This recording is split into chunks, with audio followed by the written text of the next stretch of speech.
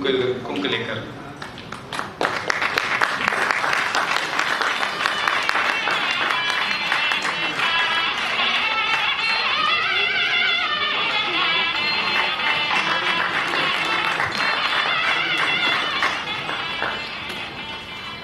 Sampada Kunkulekar, Konkani writer and translator, was born on 17th August 1985 in Panaji, Goa. She holds a diploma in engineering. She knows English, Hindi and Marathi besides Konkani.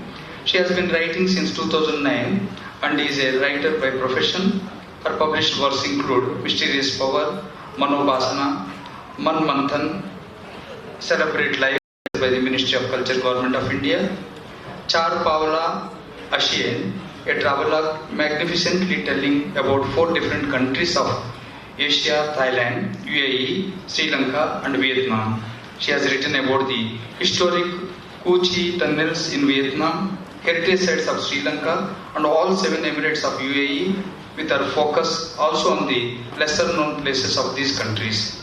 The work unravels the aesthetics and historical importance of these places and also highlights their cultural and social ethos.